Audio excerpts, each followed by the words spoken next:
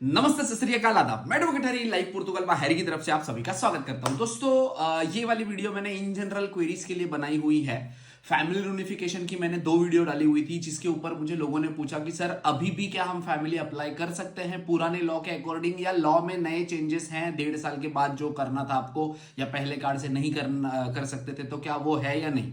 देखो, on ground आप अगर देखे जाओ तो अभी तक तो ओल्ड लॉ ही चल रहा है। कहीं किसी ने अभी ऐसा कोई रिपोर्ट नहीं किया हुआ है कि किसी के साथ अभी ऑफिसेस में जाकर, मतलब आप जब भी फैमिली यूनिफिकेशन के अपॉइंटमेंट पे जाते हो तो वहां पे किसी ने ऐसा बोला हो कि नए लॉ के अकॉर्डिंग। ऐसा भी कुछ नहीं है, और लॉ अभी भी इंप्लीमेंटेड नहीं है, तो आप फैमिली यूनिफिकेशन कर सकते हो। नेशनैलिटी का अभी भी लॉ पुराना वाला ही है। आप फाइल लॉक से आप 5 साल, टीआरसी से आपका 5 साल पूरा होता है, तो आप अप्लाई कर सकते हो अभी भी।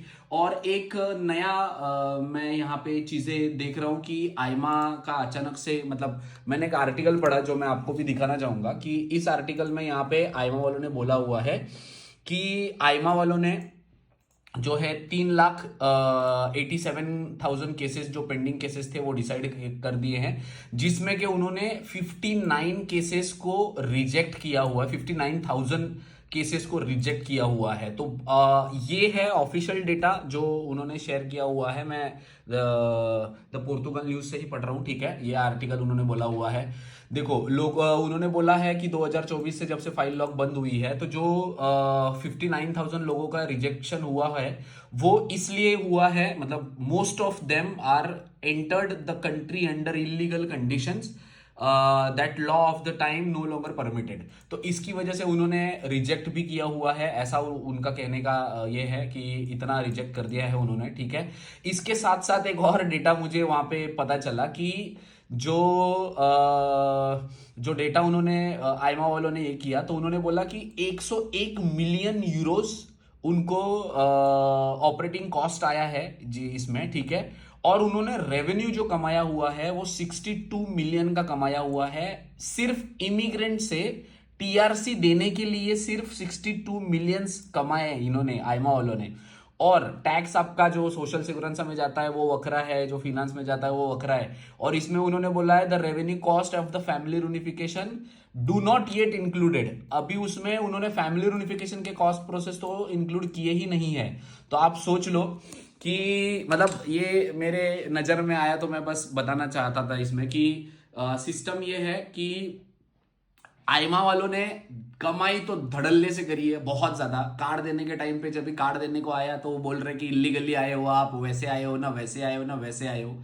तो मेरा सभी लोगों से रिक्वेस्ट है कि अपना फाल्टा आने के बाद तुरंत के तुरंत अपना फाल्टा सबमिट किया करो, क्योंकि बहुत ही नॉर्मल रैंडम तरीके से उन्होंने अभी अपना जो केस है वो रिजेक्ट करना स्टार्ट कर दिए हैं। किसी को लीगल एंट्री का है, किसी को पोर्तुगल के 5 यूरो वाली पीसीसी जो आती है रजिस्ट्रो क्रिमिनल उसका है, किसी को तो सिर्फ उन्होंने जॉब कॉन्ट्रैक्ट नहीं सबमिट किया था उसकी वजह से भी आया हुआ है। तो प्लीज टाइम से अपना सबमिट कर लिया करो। पासपोर्ट या आपकी पीसीसी नहीं सबमिट हो पाती तो आप उसके लिए टाइम एक्सटेंशन ले लिया करो, ठीक है।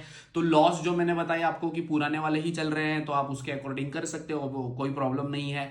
कार्ड जिनके आने हैं, कार्ड तो चलो अभी छुट्टियां चल रही है, तो छुट्टियां खत्म हो जाने के बाद जनवरी के एंड तक आ सकते हैं कार्ड, ऐसा मुझे लगता है। तो आप वहां तक इंतजार कर सकते हो। रहा सवाल जिन लोगों के पोर्टल नहीं खुल रहे हैं आईमा के, और उनको रॉन्ग पासवर्ड बार बार चेंज करने के बाद भी आ रहा है, तो देखो उनका सिस्टम जो है अपडेट भी हो रहा है, तो उसकी वजह से भी कई बार ऐसा हो जाता है। बट अगर ये आपको कंसिस्टेंटली आ रही है, मतलब आपको 2-3 महीने से आ रही है, तो मैं सजेस्ट करूंगा एक बार आईमा या कनाई विजिट करो, वहां पे जाके आपका हल हो सकता है।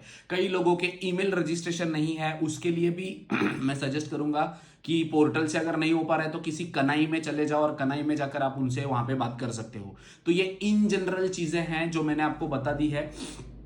इसके अलावा अगर आपको कोई ऐसा टॉपिक है जिससे आपको लगता है कि नहीं मुझे वीडियो डालनी चाहिए, तो मैं उस टॉपिक के अकॉर्डिंग वीडियो बना दूंगा। आप वीडियो के नीचे कमेंट कर सकते हैं। Thank you so much.